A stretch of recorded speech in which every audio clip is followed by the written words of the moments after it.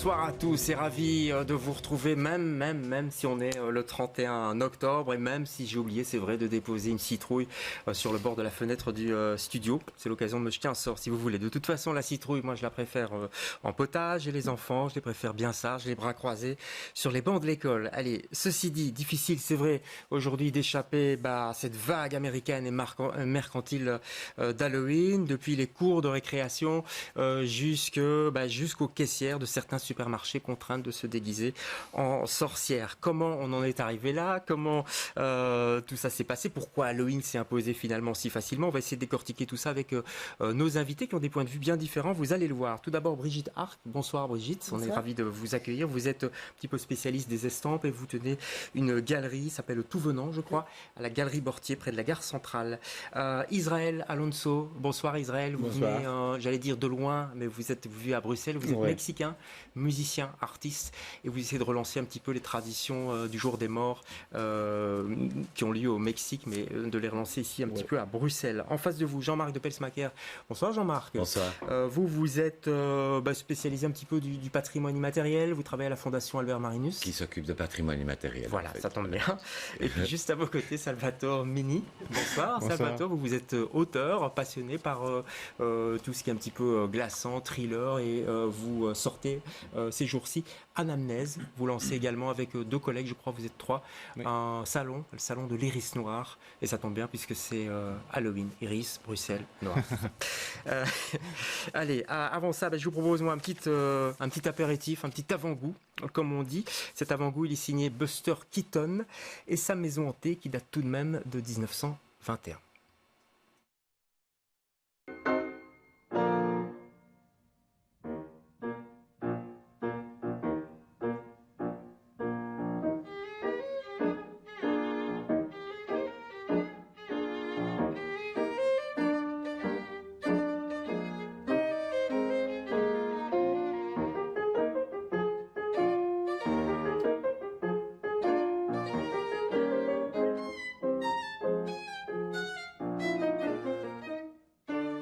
Voilà, je ne sais pas si vous connaissiez ce petit film de Buster Keaton. Jean-Marc, je vous regarde. Pas du tout, mais fantastique. Incroyable, on est en 1921, c'est un film américain. Ça veut dire que c'est une façon culturelle déjà de voir les choses. Quand on situe la production, forcément il y a un axe. C'est drôle, c'est sympathique, et donc c'est un mode de vie qui finalement va s'exporter facilement. On va en parler dans cette émission, le fameux American Way of Life, chewing-gum, coca, tout ça est arrivé surtout après la Seconde Guerre mondiale, pardon. C'est assez séduisant tout ce qui nous vient d'Amérique. Séduisant facilement, il y a énormément de films d'horreur, etc. Salvatore, j'ai l'impression que vous êtes un peu fasciné par la culture américaine. Vous regardez des films d'horreur souvent ou pas? J'aime les films d'horreur, mais je ne suis pas spécialement fasciné par la culture américaine en tant que telle. Ouais. Ça peut être un film d'horreur européen, les Européens font de très bons films d'horreur aussi. Est-ce que c'est pas quand même dominé par les films américains? Un petit peu comme tout. J'ai toujours du mal à citer un film d'horreur européen. Exactement, mais c'est un petit peu comme tout, je pense. L'Amérique a un petit peu imposé ses boissons, sa manière de manger, les burgers, la malbouffe, tout ça. Donc malheureusement, j'ai envie de dire, je ne vais pas me faire d'amis. On subit un petit peu ce qui a été importé, quoi. Ouais. Je vois Jean-Marc de Pelsmacher qui soupire un petit peu là, juste qui acquiesce en tout cas. Je trouve qu'il y a des choses positives aussi. Bien sûr. Il ne faut pas faire de l'anti-américanisme la culture américaine primaire, bien entendu. Voilà. Parce que je l'ai dit, il y a une façon de voir les choses, peut-être gaie, plaisante, et finalement, peut-être que tous ces cinémas ont fait que Halloween s'est imposé relativement facilement, puisqu'on était un petit peu habitués, c'était quelque chose de familier. On va regarder, il y a un film qui sort ces jours-ci qui s'appelle le Retour à Zombieland. Ça dresse déjà le décor. C'est très drôle, et c'est un bon film en plus. On regarde un morceau de la bande-annonce. 10 ans se sont écoulés depuis l'apocalypse zombie.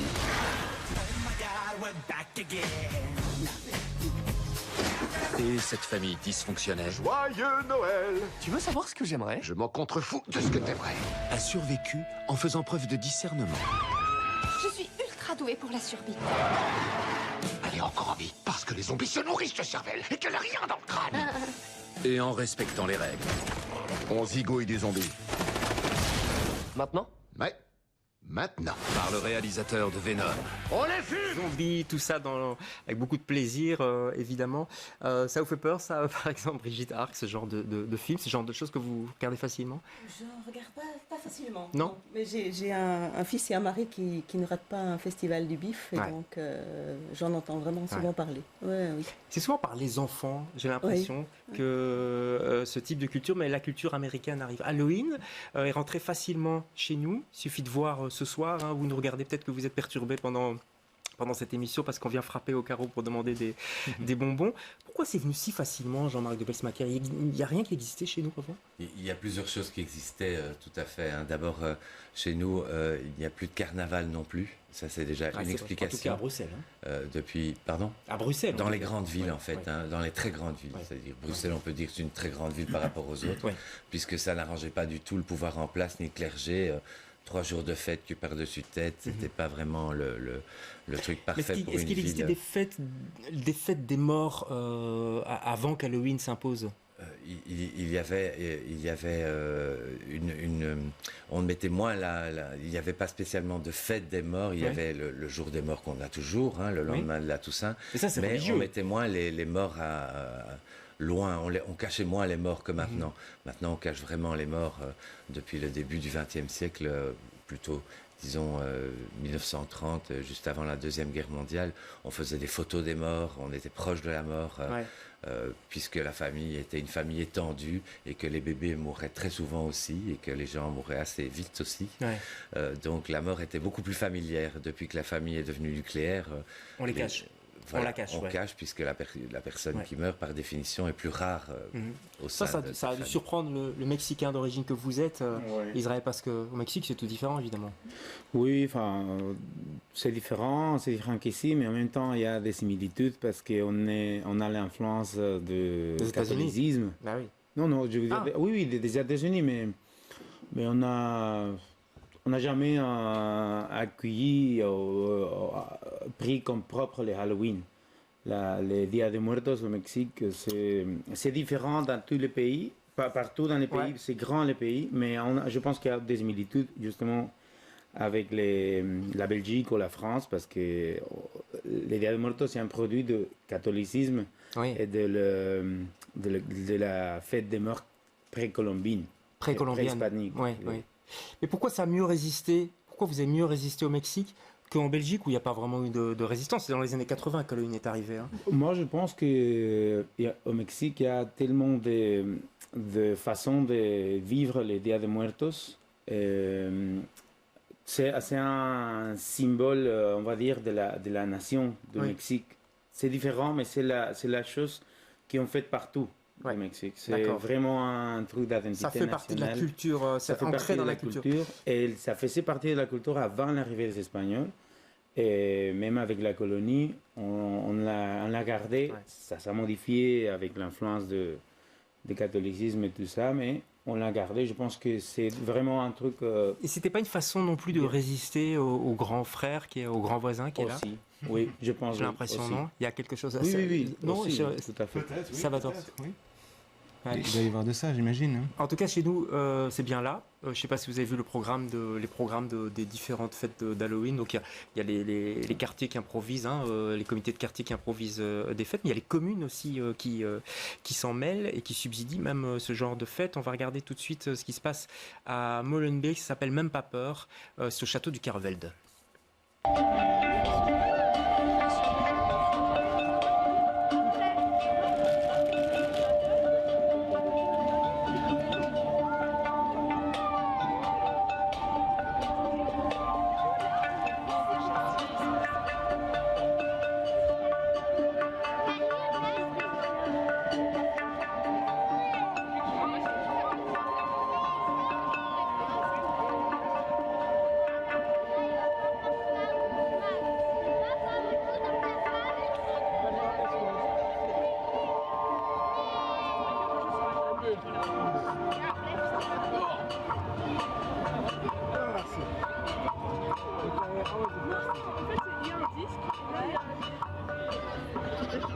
Voilà, des fêtes comme ça, il y en a effectivement beaucoup.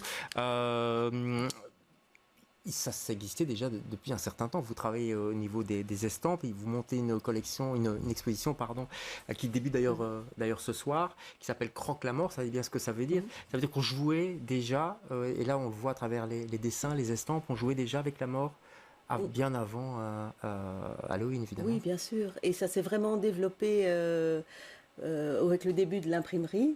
Quand on a commencé à diffuser le savoir beaucoup plus, et les livres et les images dans les livres. Et donc, il y a énormément de représentations, par exemple, de la danse macabre, dont on retrouve dès le milieu du XVe siècle des représentations donc, de cette mort qui va chercher les gens avec un certain souci d'égalité. Les riches, les pauvres, les puissants, les gens du petit peuple, tout le monde est emporté par la mort et il n'y a plus de différence sociale. Est-ce que ce sont des images qui sont destinées à faire peur ou au contraire à s'amuser, finalement à se moquer de la mort ? Je pense que c'était surtout, oui, comme ça unifiait, comme ça égalisait tout le monde, c'était plutôt pour rassurer les gens et enfin pour mettre en garde les puissants et puis pour rassurer le peuple en disant ne craignez rien, on est tous partis dans le même bateau. Mettre en garde les puissants, c'est ce que vous disiez un petit peu quelque part, hein, Jean-Marc. Oui. C'est pour qu'ils endurent avec plus de facilité ce qu'ils enduraient, qu'on leur disait on sera tous égaux à la mort, hein, de toute façon. Mais il y a une demande, à l'époque, le religieux était très en place, mais maintenant il y a une demande de religieux et de spiritualité. Donc évidemment qu'une fête comme Halloween... Mais c'est païen Halloween quand même, non ? C'est païen, mais ça parle de la mort. Hein. La mort, ça parle de la religion. Donc les gens ont besoin de s'accrocher à quelque chose. Donc... Voilà, il s'accroche à une représentation comme ça qui leur fait peut-être peur, mais qui les rassure en même temps. Donc c'est matérialisé, tandis que pendant tout un temps, tout ça n'était plus matérialisé du tout. Donc il faut, oui, c'est ça. C'est justement tout ce qui est un petit peu morbide entre guillemets. C'est difficile de trouver d'ailleurs les mots pour parler de ça. C'est quelque chose qui peut fasciner les écrivains aussi dans la littérature. On en trouve beaucoup.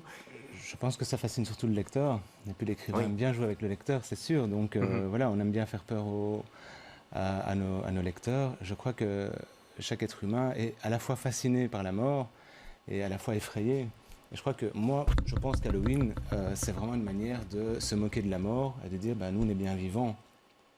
Donc voilà, moi dans mon bouquin, par exemple, pardon, j'arrête pas de toucher le micro. C'est pas grave. Il n'y a pas de revenant en tant que tel, mais il y a un personnage qui est vraiment, comment je vais dire, qui souffre énormément de la perte de son épouse et de sa fille, par exemple.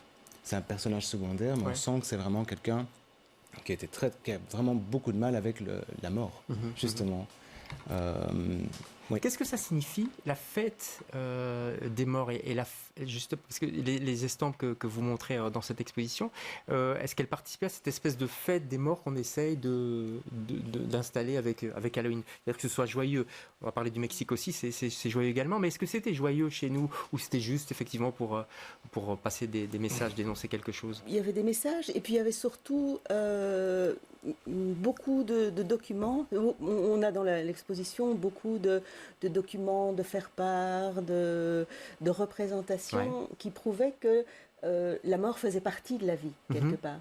Parce que, par exemple, vous avez des magnifiques faire-part du XVIIIe siècle qui invitent les gens en grande pompe pour aller à l'enterrement de monsieur Untel. On a des tissus qu'on a récupérés de la vieille église de la Madeleine, qui étaient des tissus qu'on mettait devant l'entrée des églises pour montrer qu'il y avait un enterrement. Et donc je pense que la mort faisait partie de la vie, beaucoup plus que maintenant. Et comme vous dites, c'est peut-être ça, ce besoin maintenant de reparler d'Halloween, etc. C'est vrai qu'elle n'en fait plus partie, on l'a planquée quelque part. Avant, vous faisiez tourner les tables, Jean-Marc. Voilà, on parlait au fin 19e, dans notre petit musée, il y a une pièce pour ça. C'était la mode, on parlait aux morts. On photographiait même les gens avec leurs fantômes, soi-disant. Et comment ça ? Les photographes truquaient. Ah oui, vous me rassurez, c'était un trucage. Mais on photographiait les morts. On photographiait les morts dans leur décor habituel. On photographiait des familles avec des enfants morts dans les bras. on photographiait des enfants morts sur des bancs d'école. Comment dire, les morgues étaient ouvertes au public jusqu'en 1904-1905. Et donc les gens, c'était un but de visite d'aller voir les morgues et de voir. D'ailleurs, c'est la seule fois où on acceptait de montrer un corps nu. C'était un corps mort, quoi. Donc, voilà, oui, c'est quelque chose d'assez étonnant puisque c'est plus considéré comme un humain, comme un vivant. On le montrait nu. Et donc, il y a eu des morts très célèbres dans ces morgues. Donc, on ne tenait vraiment pas la mort éloignée, quoi. Au Mexique, c'est le corps nu, mais c'est le squelette qu'on montre. Il y a une fascination, je trouve, pour l'os, le squelette. Oui, mais c'est en même temps les résumés de tout ce que les Dia de Muertos implique. Mais oui, il y a ça depuis l'arrivée des Espagnols aussi. Montre un petit peu le masque que vous avez là. Ça, c'est un masque typique de... Ça, c'est un masque qui m'a envoyé ma maman avec ma soeur qui est venue pour les Dia de Muertos justement ici à Bruxelles en visite. Et ça, c'est un squelette. Un bon résumé des Dia de Muertos au Mexique parce que c'est une fête liée à la vie en fait. Parce que à la fin, et c'est joyeux, mais il y a une raison. C'est pas qu'on se moque de la mort. Beaucoup de gens pensent qu'on se moque de la mort. Mais en fait, c'est joyeux parce que si on peut résumer en 5 mots les Dia de Muertos mexicains, c'est partager. Donc on aime bien partager avec la famille qui est déjà morte, nos amis qui sont déjà morts. Donc à la fin septembre, le début octobre au Mexique, c'est le temps de la récolte. Ouais. Donc on fêtait avec les morts, on partageait avec les morts la richesse de la récolte. Donc c'est pour ça que c'est un fête lié à la vie. Et ici, dans ces masques-là, il y a des oiseaux sur les squelettes. Donc c'est la vie et la mort en même temps. Est-ce que c'est une fête mercantile comme ça peut l'être, comme Halloween peut l'être, où on sent vraiment qu'il y a un commerce qui s'emballe autour, il y a tout un business? Il y a beaucoup de endroits au Mexique où, grâce à développer la tradition du Dia de Muertos, ils ont beaucoup de tourisme. Maintenant, il y a un mode, après donc c'est un business. Bond, après Coco, il y a tout un mode de faire ça. Mais je pense que oui, maintenant c'est un business. Beaucoup de gens font un business avec ça, comme les Halloween. Mais je pense que la tradition, elle va survivre parce que c'est une tradition très très forte au Mexique. Mais en tout cas, elle est en train de s'étendre puisque vous l'amenez à Bruxelles. Vous parlez de Coco il y a un instant. Ça, c'est Disney. Donc, c'est quelque part une récupération de quelque chose qui est culturel de nouveau par les Américains. On va regarder un extrait de Coco. C'est vrai que ça a relancé, je trouve, la mode, en tout cas auprès des enfants, pour cette fête-là. C'est Disney, c'est Pixar, mais qui appartient à Disney. On regarde Coco. Viens, Dante. Viens, Dante, dépêche-toi. Faut pas qu'on m'entende. Je sais que je devrais pas aimer la musique, mais c'est plus fort que moi. J'ai la musique dans le sang. Moi, je serai musicien. Les musiciens sont égoïstes et irresponsables. On a dit plus de musique. Tu vas écouter ta famille. Pas de musique. Pas de musique. Je pense que nous sommes les seuls au Mexique à détester la musique. Dia de los Muertos a commencé. Ce soir, on reste en famille. Tes ancêtres seront toujours là pour te guider. Si seulement quelqu'un pouvait m'aider à accomplir mon rêve.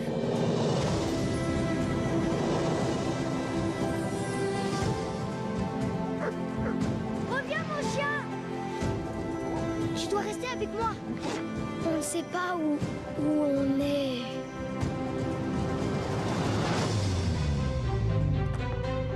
Miguel? Maman Imelda, toujours aussi belle. Qu'est-ce que c'est que ce cirque? Mais alors, c'est pas un rêve. Vous êtes tous vraiment là. Bienvenue. Rien à déclarer? Eh bien, comment dire? Si.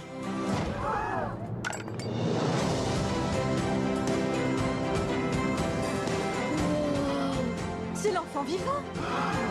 Regarde ta main. Je deviens un squelette. Tu dois rentrer chez toi avant le lever du soleil. Je vais t'aider.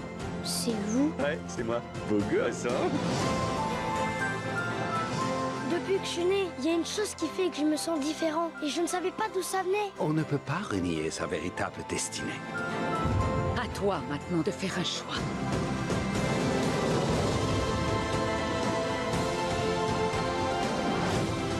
Qu'est-ce que tu fais? Je marche comme un squelette, pour passer inaperçu. J'ai jamais vu un squelette qui ait cette démarche. Vous marchez comme ça, hein. Pas du tout. T'arrêtes, hein. Dans ma famille, on n'est pas toujours d'accord sur tout. Mais on reste soudés. Rien n'est plus important que ce que vous aimez. Ay, pobrecito, estás bien, mijo. Voilà, on rigolait parce que est-ce que c'est une vision vraiment réaliste de ce qui se passe au Mexique ou c'est une façon américaine du Nord de voir les choses? Je pense que c'est assez proche de ce qui se passe au Mexique dans plusieurs villages. Oui. Ouais. Et les réalisateurs là, ils sont allés habiter au Mexique pendant 3 ans, je pense, et ils sont bien recherchés. Je pense qu'ils sont bien réussis à.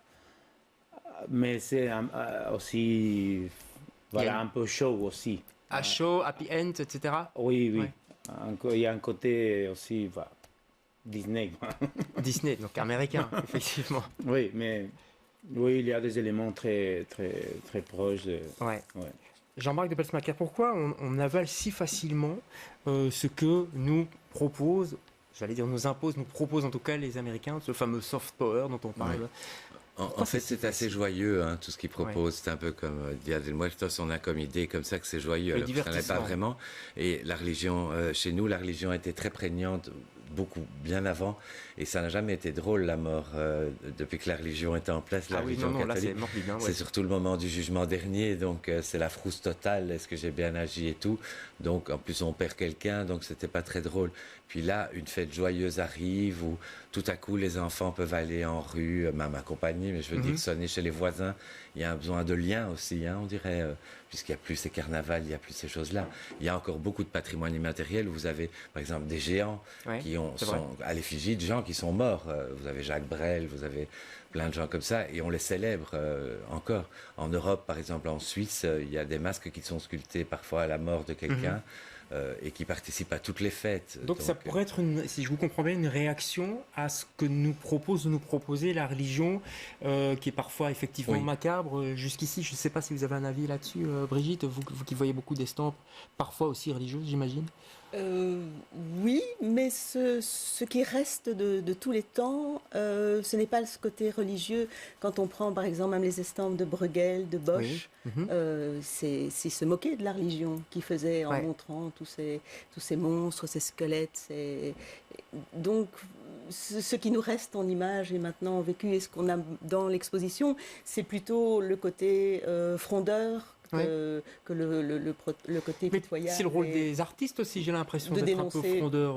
Voilà. Bon, on sait que beaucoup d'artistes ont suivi la religion aussi, mais il y a oui, c'est ça, il n'y avait pas d'artistes qui représentaient l'Inquisition avec grand bonheur et toutes ces choses.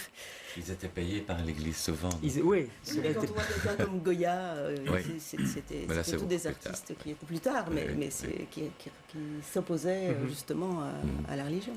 La joie, ça rejoint un petit peu le plaisir aussi. Vous parlez du plaisir du lecteur à se faire peur. On a envie de se faire peur, on voit ça. Déjà, rien que la couverture, ça fait flipper, mais en même temps, ça attire.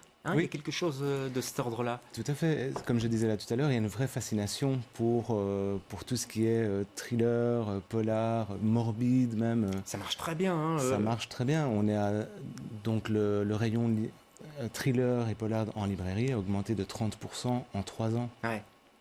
Ouais, donc c'est un signe aussi. Ça veut tout dire. Les gens aiment se faire peur, les gens aiment se poser 36 questions en lisant un roman et être surpris à la fin. Donc, et puis c'est un moyen aussi de s'évader du quotidien simplement. En même temps, vous, entre guillemets, vous surfez aussi sur Halloween puisque vous lancez un festival qui s'appelle le Salon d'Iris Noire ce week-end, comme par hasard. Vous aussi, Brigitte, votre exposition elle a lieu maintenant. Donc on a l'impression que, ok, il y a Halloween, c'est chouette, il y a les enfants, mais je ne vais pas dire que c'est commercial, mais enfin peut-être un tout petit peu quand même. On se dit, c'est le moment de lancer une expo, c'est le moment de lancer un salon. Oui, on se raccroche sur un thème, c'est vrai. Ça, vous avez tout à fait raison. C'est vrai. C'est la Toussaint. Voilà, c'est la Toussaint. Je pense que c'est dans notre inconscient simplement. Donc quand on a décidé des dates pour le salon Iris Noire à Bruxelles, qui aura lieu demain et samedi, on s'est dit tiens, quelle date on choisirait?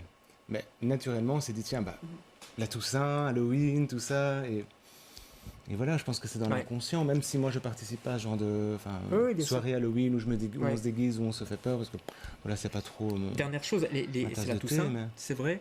Est-ce qu'il y a autant de gens qui font Halloween que des gens qui vont au cimetière le lendemain mettre des fleurs, Jean-Marie Peltier? Moi, je crois que c'est encore très ancré, les gens qui vont mettre les fleurs. J'ai entendu ce matin hier matin, une société, des jeunes qui faisaient une nouvelle société qui nettoyait les tombes. Puisqu'en fait, les gens sont encore très attachés à les nettoyer, la pierre tombale de leurs parents ou les choses comme ça. Donc l'un ne remplace pas l'autre, Halloween ne remplace pas la dévotion qu'on peut avoir. Je crois pas du tout. Non. Il y a aussi la désaffection par rapport à la religion catholique, ça c'est clair. Donc ces gens-là, on peut ne pas être catholique et aller au cimetière honorer. Tout à fait, nettoyer la. Mais c'est un devoir qu'on rend aux anciens, comme on rendait des devoirs aux anciens, comme on va mettre des fleurs. Ça se perd un tout petit peu, mais c'est quand même encore présent. Ça reste quand même très présent. Oui, vous vouliez ajouter quelque chose, Brigitte? Mais je voulais dire, en fait, notre exposition, c'est au moment d'Halloween, mais c'est plutôt de l'anti-Halloween. Parce que vous ne trouverez pas une seule image américaine. On s'est contenté de proposer montrer autre chose. Des œuvres de l'Europe. Allez, d'accord, on les voit là pour l'instant, elles sont magnifiques, effectivement, c'est à la galerie Bortier. Est-ce que, toute dernière question, est-ce que la fête mexicaine, le jour des morts, va remplacer un jour Halloween en Europe, à votre avis? Non? Je ne sais pas. En tout cas, c'est pas le bout de notre activité qu'on fait dans le quartier des Marolles. Mais non, pas celle-là, mais en général, je veux dire, non. Est-ce que peut-être. Moi, je trouve que c'est assez intéressant comme tradition. Oui. Ça plaît bien aux enfants. On verra bien. Je signale d'ailleurs que c'est dans les Marolles, c'est demain, c'est bien ça? En fait, on a commencé il y a 4 mois parce qu'on fait tout un travail dans les quartiers. Mais le cortège, c'est la procession. Demain, c'est le vernissage de l'expo. Voilà. Il y a Bruegel et Dia de Muertos, parce que c'est le Bruegel 450. Et les samedis, il y a une procession. Avec des mariachis. À 18h30. Avec le pain des morts, etc. Des musiciens qui ont venu du Mexique, qui ne sont pas des mariachis, parce qu'on n'aime pas les clichés non plus, donc c'est pas le mariachi et le tequila qui va se passer. Il y a vraiment 3 invités mexicains, musiciens qui... Ça va. Voilà. Donc vous, est-ce que vous êtes aussi musicien? Merci à tous les 4 d'avoir participé. Je rappelle le salon Iris Nord. L'adresse très vite. C'est aux Écuries Royales. Écuries Royales. Merci infiniment d'avoir participé à cette émission. Rentrez bien chez vous, faites attention, ne butez pas contre les citrouilles. Et ne mourrez pas. Non. Allez, on se retrouve, c'est drôle ça. On se retrouve jeudi prochain pour un autre Monde des Arts. Bonsoir.